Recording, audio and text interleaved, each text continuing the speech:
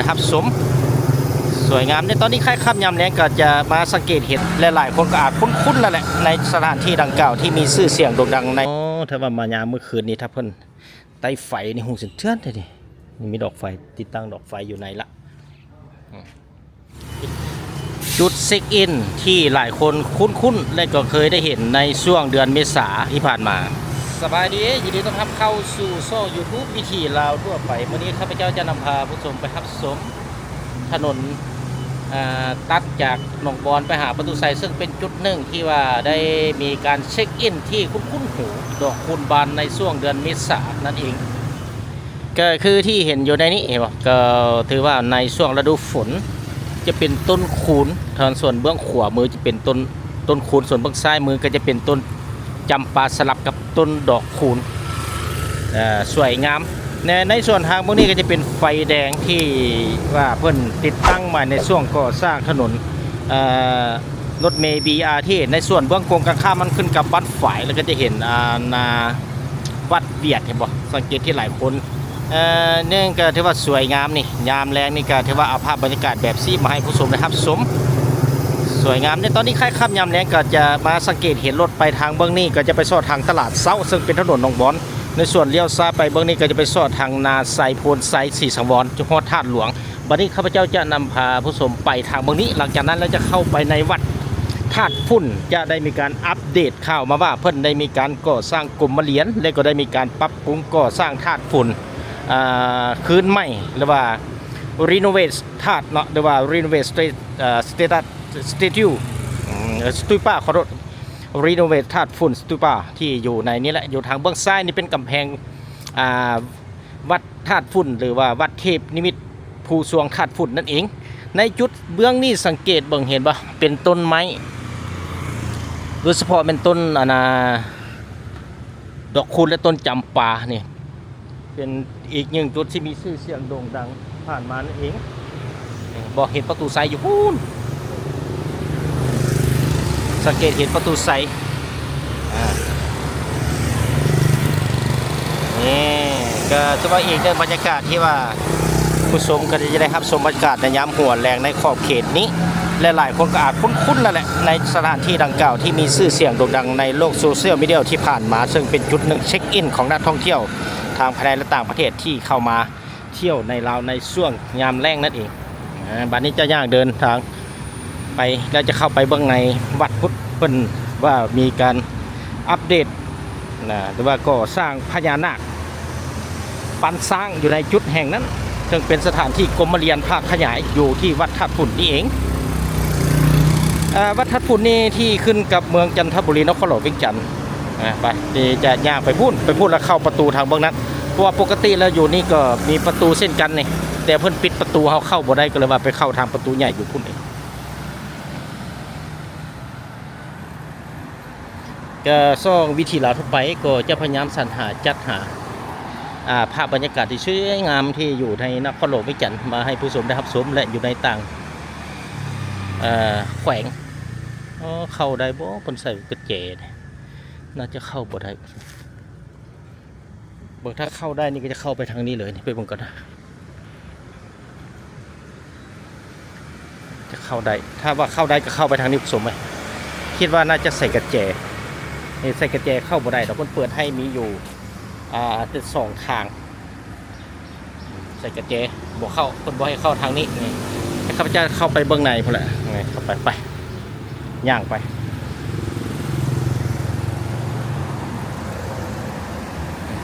ตอนนี้ก็ที่ว่าเห็นรถแล่นวุ่นวายในยามค่ำลงแรงเลิกเรียกเลิกงานตอนนี้ก็เวลา 17:35 นาทีวันที่6เดือน8ปี2026โอ้บึดเดียวก็มึดปีแท้ๆบึดเดียวใน1ปีต้นเดือน8แล้วเดี๋ยวยังอีกเพียงแต่4เดือนก็จะมึดปี2026แล้วในส่วนเบื้องทางหน้าพุ่นก็จะเป็นส่วนประตูไซภาคขยายที่มีผู้คนก็ได้มาท่องเที่ยวมาหักสมสูบเอาอากาศในยามหัวแรงภายหลังเรื่องเรียกเรื่องงานอยู่พูนจุดนั้นบอกมีออกกำลังกายฟรีเลยเดินดังอยู่จุดนั้นแต่ข้าพเจ้าจะบ่ได้ไปจุดนั้นมื้อนี้ก็จะไปเบิ่งวัดธาตุฝุ่นก่อน ว่าจะเป็นแบบใดอยู่ในจุดนั้นเพิ่นก็ได้มีการอัปเดตเลยอัปเดตเพิ่นก็สร้างกรมเรียนได้ก็ไปเบิ่งนี่ออกไปนี่ก็เป็นส่วนประตูใส่พักขยายก็ถือว่าเป็นโอกาสดีอยู่ผู้ชมไหมถ้าฝนบ่ตกก็ถือว่าได้มาเอาภาพแบบสวยๆงามในยามแรงแบบซี่แหละมาให้ชมถ้าฝนตกก็ถือว่าเป็นฟ้าบดมืดๆได้จังหน่อยก็เลยว่าบ่ได้มาเบิ่งแบบเต็มเม็ดเต็มหน่วยนี่ก็จะเป็นประตูเข้าทางที่1ทางที่2อยู่เบื้องนั้นพูดจะออกไปสอดทางบัดไฟนี่เป็นประตูเขียนว่าวัดพระธาตุภูสวงเทพนิมิตธาตุฝุ่นหรือว่าหลายคนเว้าชื่อสั้นๆก็คือวัดธาตุฝุ่นนั่นเองก็ที่ว่ามาสังเกตเบิ่งเห็นไอ้จั่วเพิ่นก็ย่างอยู่ในเดินนี่แหละแต่ช่วงนี้ไปไกลหลายบ่ได้ไปไกลก็ต้องได้ทันกลับมานอนอยู่ที่วัดเดิมคือเก่าเพราะว่าเป็นช่วงเข้าพรรษาพระวรญาประจำปี2026เพราะนั้นทั้งจั่วทั้งครูบาพระสงฆ์สมณีก็ถึงว่าจะเดินทางไปไสก็ต้องได้กลับมานอนอยู่ที่เดิมในจิตของสุขเพิ่นจะบ่ได้นอนอยู่วัดอื่นจุดอื่นใดข้าพเจ้าจะไปทางนี้เอาไปทางนี้ไปก็ถือว่าซ่องวิถีเราเท่าไปก็ได้ปีโอกาสที่ว่าได้เอาบรรยากาศแบบสถานที่ท่องเที่ยวทางด้านวัฒนธรรมก็ถือว่าที่สวยงามอยู่ในใจกลางนครหลวงเวียงจันทน์นี่แหละก็บ่ได้ไปใกล้ไปไกลก็บ่ได้ไปไกลอยู่แถวใกล้ๆออมแอมบริเวณนี้เพราะว่าเลิกเวียกเลิกงานมาก็ใช้เวลาจ่อๆเด้ไปไกลหลายก็บ่ทันมืดก่อนผู้ชม จะเป็นบ่อนแท่นหนึ่งที่ว่าเป็นบ่อนของฮับถือว่าเป็นบ่อนนั่งของแขกที่ว่ามาผัวพันเวียกประมาณนี้จะปิดตั้งได้เพื่อไหนมีตั้งเรื่องสีแจเพิ่นก็เฮ็ดพญานาค3หัวเกี่ยวกอดกันอยู่ในจุดนี้นี่ก็ถือว่าเป็นจุดเป็นอย่างเพิ่นก็ได้มีการตกแต่งสวยงามที่เห็นอยู่ในนี้แหละก็ถือว่ามาเบิ่งน้ำกันผู้ชมเลยสวยงามอีหลีการตกแต่งของเพิ่นซึ่งเป็นสีไม้ลายมือของนักประติมากรรมที่ว่าใจอดแท้ๆจึงสามารถเฮ็ดเวียกนี้ได้นี่ในส่วนเบื้องทางนี้ก็จะเป็นหออนุสรณ์บูรพาจารย์เนี่ยเทพนิมิตอยู่ในนี้แต่ว่าก็จะบ่ได้เข้าเบื้องในดอกผู้ชมเพิ่นอาจจะเป็นเปิดในยามมีวันบุญบ่ประมาณนี้ก็เขาบ่ได้เบิ่งก็มีแต่รับชมภายนอกแบบสิก็ถือว่าในตึกนี่ก็ถือว่าสวยงามเลยไปบัดนี้ย่างเดินต่อไปทางเบื้องนี้ไม่อย่างนี้กวางทองบ่เนี่ยกวางทองกวางเงินกวางทอง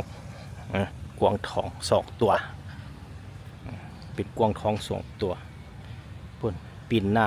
เงือกงากใส่กันอยู่นี่บ่เป็นเห็ดกวางทองอย่างนี้ที่จริงก็มีที่ไปที่มาเดินแต่ละวัดเห็ดกวางเห็ดผู้ปั้นนั้นปั้นในอยู่ในแต่ละจุดแต่ละหม่องมีที่ไปที่มาต้องมีผู้อธิบายให้ฮู้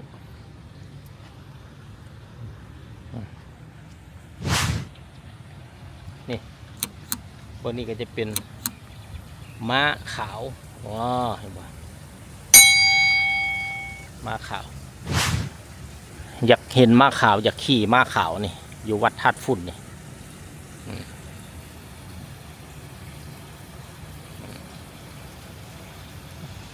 แต่ละจุดแต่ละมุมนี่ก็ถือว่าเพิ่นก็ได้ตกแต่งถือว่าสำเร็จก็สร้างหมดละก็มีแต่จุดเบื้องกรมเรียนนี่แหละถือว่าอยู่ในช่วงกำลังก่อสร้างนี่เองช่องวีทีเราทั่วไปก็ได้มีโอกาสได้พาผู้ชมมาชมมาสังเกตผู้ชมจุดทางขึ้นมีพญานาค3หัวมีหงส์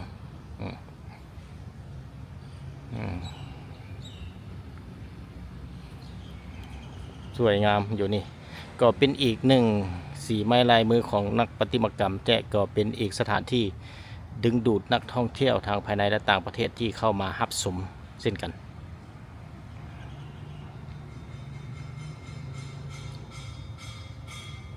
คุณแต่ข้าพเจ้าก็จะเอาแต่ภาพมุมนอกแบบซีแหละมาให้ชมก็จะไม่ได้เข้าไปในพนอก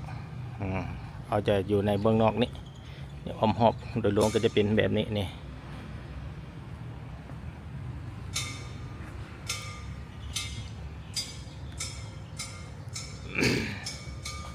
สวยงามถือว่าการประดับประดาของเพิ่นนี่ก็จะมีตา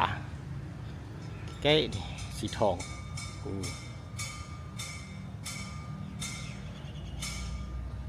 จะบัดนี้ก็จะเดินทางเข้าไปเบื้องในบุญเขตกรมเรียนที่อยู่ในช่วงกำลังก่อสร้างไปเข้าไปชมพร้อมกันก็ถือว่าอยู่ในจุดนี้ก็จะมี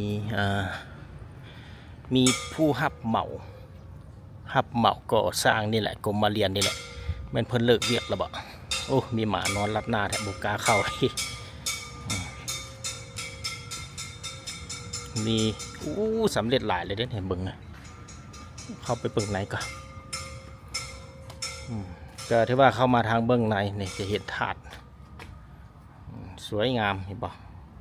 โดยรวมแล้วในถาดที่เพิ่นก็ได้ประดับประดาสำเร็จเสร็จสิ้นเป็นทีเรียบร้อยในส่วนเบื้องลุ่มนี่เพิ่นก็ได้มีการปูกระลูใกล้จะสำเร็จแล้วเด้นี่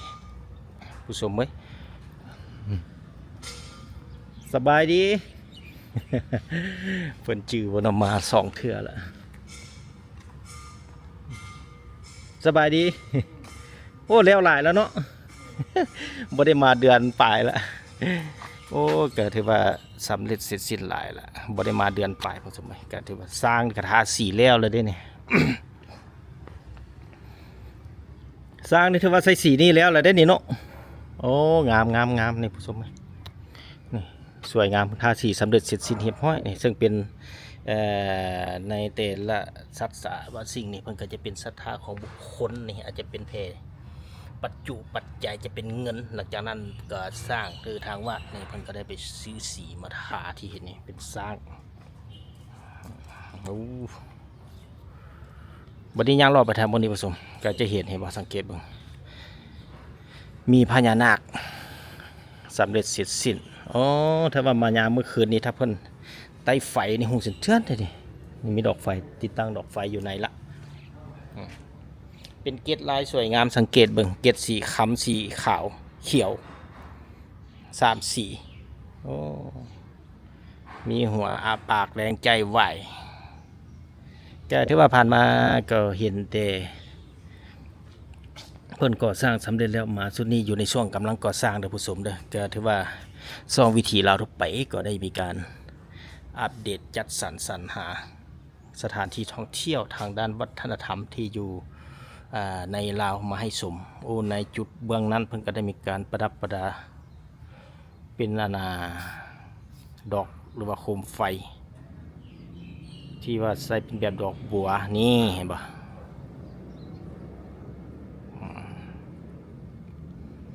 ไปเดินทางอ้อมหอบขอบเขตนี้เป็น360 องศาหลังจากนั้นก็จะได้เดินทางออกก็ถือว่าอยู่ในจุดนี้เพิ่นเห็นเป็นอ่างจุดนี้ก็จะเป็นบอนป่าว่าซั่นซะนี่เพิ่นจะเลี้ยงปลาอย่างจุดนี้แหละแต่มันจะเลี้ยงปลา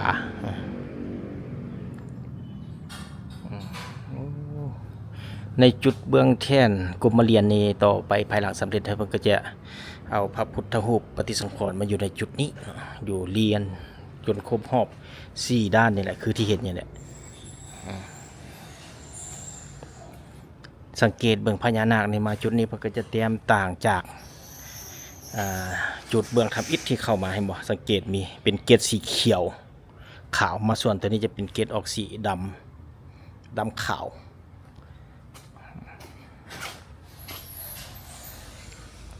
กว่าจะได้ตัวหนึ่งนี่ก็บ่ง่ายก่อนใส่ใจอดใจจดใจอดทนแท้ๆจึงจะสามารถก่อสร้างสำเร็จได้เป็นแบบนี้อ๋อถือว่ายังมีสร้างอยู่ถึงหลังคาได้ผสมไหม นี่บ่ก็ถือว่ายังเห็นสร้างเพิ่นก็ยังตกแต่งนี่ก็จะเป็นสีนึงต่างหากอย่างอนามัยบ่ โอ้เร็วหลายแล้วเนาะมาวันนี้บ่ได้มาเดือนปลายแล้ว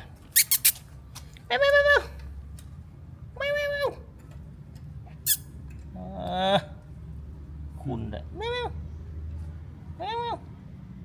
แมวแล้วหลายแล้วเด้มาตอนนี้เห็นคุณหักหานได้มาวันนี้แล้วละ เดือนไปผสมนี่ก็ถือว่าเพิ่นก็ได้ก่อสร้างนี่มาสุดก่อนท่าน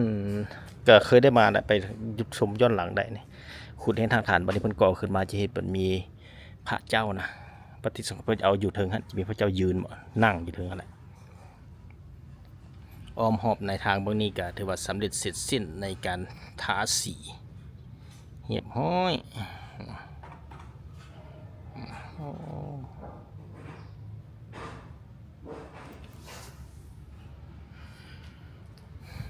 พุ่นอยู่ในจุดพุ่นก็ยังมีสร้างเพิ่นยังอยู่ถึงสังเกตเบื้องเพิ่นก็ยังได้มีการตกแต่งติดเหลี่ยมธาตุอยู่ในแจ4แจแล้วก็กลางหลังคาของกรมเรียนแห่งนี้เบิ้งบัดนี้จะย่างออกไปทางเบื้องทางนอกแนมเข้ามาอีกบัดหนึ่งถือว่าสำเร็จเสร็จสิ้นในพื้นในเพิ่นกระปูกะโหลละกะโหลแบบซาได้เนี่ยถึงจะบ่ให้มันมืดเลยสุกไหมก็ต้องขอบใจ FC ทางภายในและต่างประเทศที่เสียสนับสนุนช่อง YouTube วิถีลาวทุกไปเพื่อจะได้รับวิดีโอใหม่ๆมาให้ผู้ชมได้รับชมในตอนต่อไป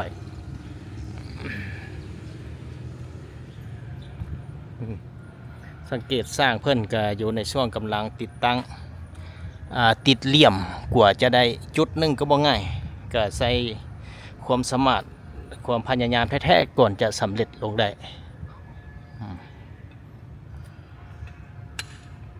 ก็ถือว่าในช่วงเข้าพรรษานี่ก็จะได้ยินเสียงครูบาจั่วเทศ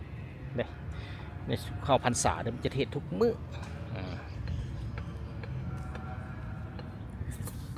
ก็จะมีสร้างอยู่ในมือถึงก็อยู่ในช่วงกำลังก่อสร้างติดเหลี่ยมติดบัวอยู่เชิง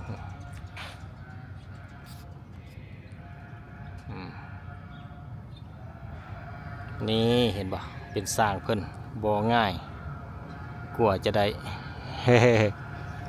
ก็ในละซองวิธีเราทั่วไปก็ได้มีการนำเสนอที่คิดว่าหลายคนอาจจะยังบ่เคยเห็นตัวจริงในช่วงเพิ่นก่อสร้างอาจจะเห็นในช่วงที่เพิ่นก่อสร้างสำเร็จแล้วประมาณนี้นะก็เลยว่าได้มีโอกาสอยู่ในช่วงที่กำลังก่อสร้างนี้ก็ได้พาผู้ชมมารับชมนี่มาสังเกตจุดที่เพิ่นได้ภายหลังติดเหลี่ยมสำเร็จเสร็จสิ้นแล้วก็คือจะเห็นแบบสีสังเกตเห็นปะทาสีแล้วทางไหนใส่สีแดงสีขาวแคบด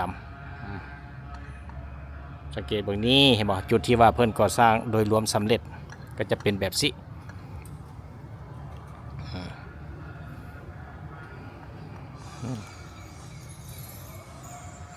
ขอโทษขออภัยพูดอีกจุดหนึ่งที่ยังมีสร้างอยู่ในเทิงยังมีสร้างอยู่ในนั้นเพิ่นก็มีการยิบลบหลังคาในส่วนเทิงของกรมเรียนแห่งนี้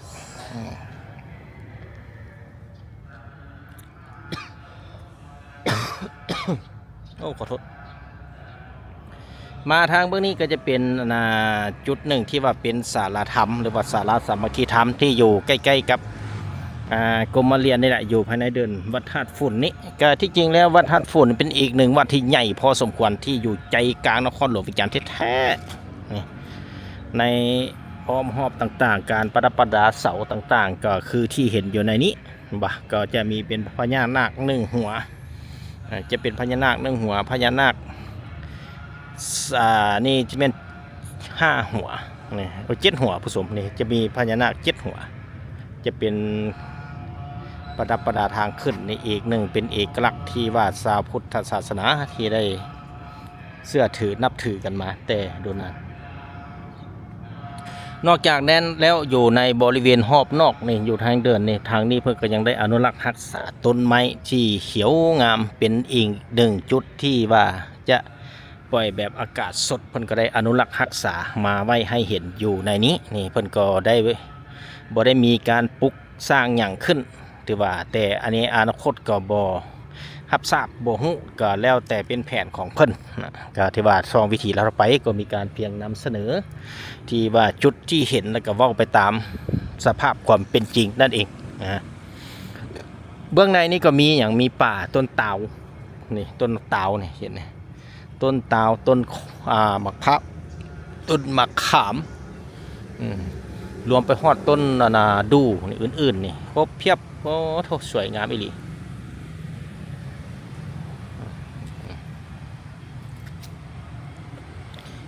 ก็ถือว่ามาสุดทางเบื้องนี้นะออกไปนี่ที่จริงแล้วประตูนี้เพิ่นก็บ่ได้เปิดมาแต่ละเทื่อบ่เห็นเพิ่นเปิดหรือว่าเปิดยามบุญที่ว่าให้ผู้คนพอออกไม่ออกย่างเข้าบ่ในยามบุญท่านก็บ่ฮู้ก็ถือว่ามาแต่ละเทื่อทางนี้เพิ่นปิดตลอดเพราะว่าออกไปนี่ก็นี่รถก็ถือว่าลงบ่ได้แล้วแหละเพราะว่าในขอบเบื้องนอกเพิ่นได้เฮ็ดจุดปิดแบบซี่เลยเนี่ยเหลือเป็นบนทางย่างทางเบื้องหน้าก็เป็นสถานีรถเมล์ BRT บ้านฝ่ายสถานีทัดฝุ่นสถานีบ้านฝ่ายสถานีทัดฝุ่นเห็นรถแลนวุ่นวานนี่เป็นถนนหนองบอนบัดนี้ก็จะได้โค้งกลับมาไปเบิ่งจุดเก่าจุดเดิมฝุ่นจะอีกหนึ่งบรรยากาศที่ซ่องวิธีเราทั่วไปก็ได้พยายามเก็บภาพที่สวยๆงามๆที่คือเห็นอยู่ในนี้มาให้ผู้ชมได้รับชมต้องขอบใจที่ว่าแรงบันดาลใจที่ผู้ชมทั่วโลกที่เข้ามารับชมโดยเฉพาะแม่นคนลาวอยู่ทั้งต่างประเทศก็รับชมซึ่งกันต้องขอบใจหลายๆ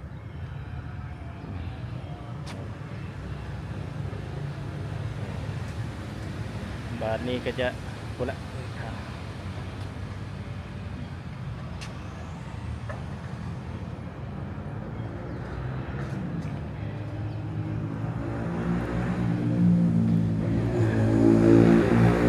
ไปเดินทางต่อไปว่านี่สังเกตมีครูบาสามเณรเพิ่นเทศอยู่ในศาลาสามัคคีธรรมเบื้องในฮั่นตอนนี้เจอได้แต่มีทางไม่ออกเพิ่นมาเฮ็ดบุญบ่ทาน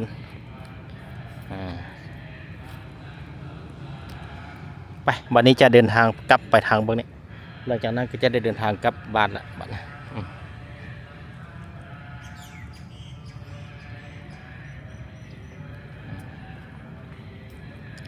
ก็ถือว่ามาย่างเลาะนี่ก็ถือว่าอีกหนึ่งบรรยากาศได้ที่ทีมงานช่อง YouTube วิธีลาวทั่วไปที่ได้เก็บภาพที่ว่าสวยๆงามๆแต่ละจุดแต่ละม่องโดยเฉพาะที่ว่าเป็นสถานที่ท่องเที่ยวนั่นแหละจุดที่ห่วงห้ามเขาก็บ่ไปได้ห้ามเด็ดขาดที่ว่าจุดเพิ่นห่วงห้ามเข้าห้ามถ่ายเขาก็บ่ต้องถ่ายเขาก็ต้องปฏิบัติตามกฎระเบียบในสถานที่ห่วงห้ามนั่นเองนี่วันนี้ข้าพเจ้าจะย่างลงไปทางนี้ออกไปพิลโค้งกลับออก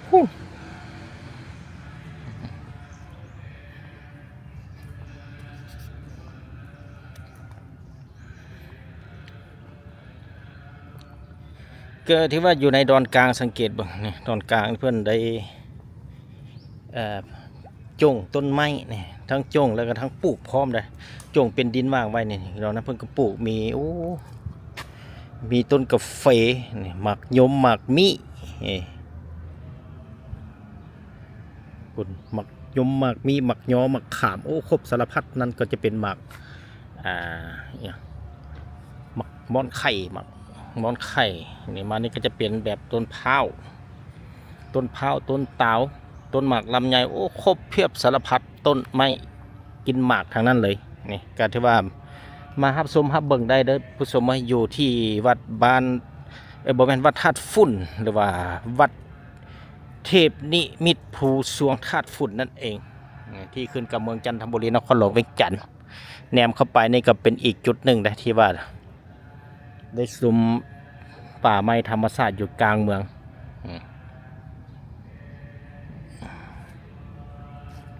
ในจุดอ้อมหอบนี่ก็เรื่องปกติแหละเพิ่นก็ได้ปลูกเป็นเสาต้นดอกเข็มหลายนี่อ้อมหอบนี่เลยเกต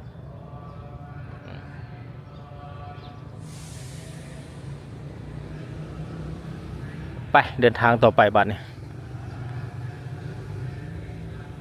จะออกไปพุ่นแหละข้าพเจ้าจะออกไปพุ่นแล้วจะไปเลาะเบิ่งขอบเขตตลาดเศร้าวันนี้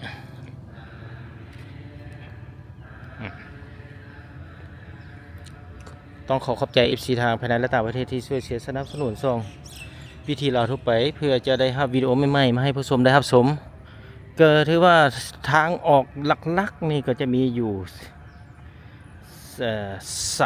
3-4ทางนี่คือว่าทางไปทางเมื่อกี้ที่เสนอท่านอาจปิดเลยละออกทางนี้ก็ออกได้และออกไปทางเบื้องถนนลั่นสร้างอีก1ประตูแล้วก็ออกไปทางประตูไซนี่อีก1ประตูนี่มี3ทิศทางที่ว่าเพิ่น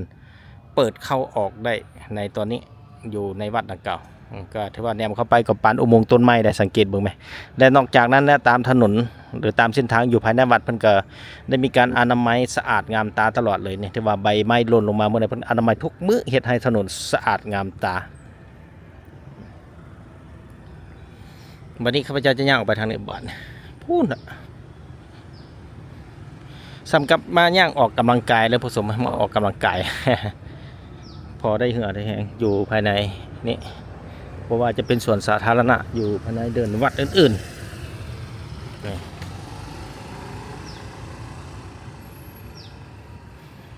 ออกทางเบื้องนี้ก็ได้บ่ข้าพเจ้าบ่เคยไปจักเทื่อเบิ่งเนาะจะออกไปทางถนนลานสร้างพี่ว่าออกย่างไปบัดนี้ชมไปนำเบิ่งไปนำเพื่อจะได้ให้ผู้ชมได้เบิ่งแบบเต็มที่อยู่ภายในวัดทัดฝุ่นนี่เองนี่โอ้นี่ออกทางนี่ไปซอดถนนลานสร้างย่างออกไปก่อนออกไปทางนี้แหละก็ถือว่าเป็นอีกหนึ่งสถานที่ได้เป็นบ่อนจอดรถใหญ่อยู่ภายในเดินวัดในหลายพอสมควร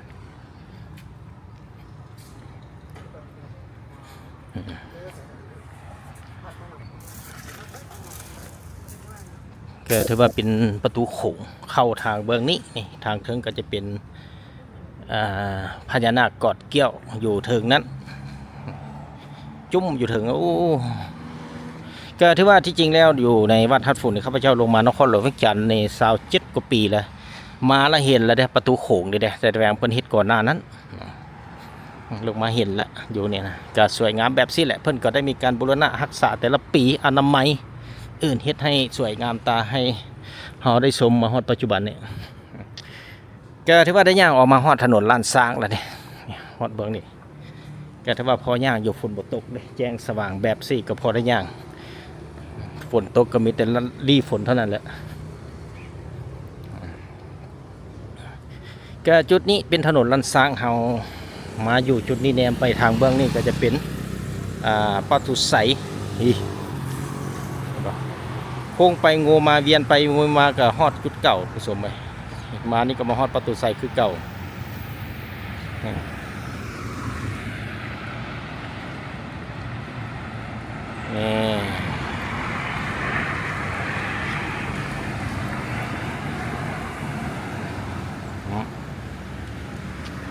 ไปย่างไปต่อไปอย่าไปตามเส้นทางนี้แหละ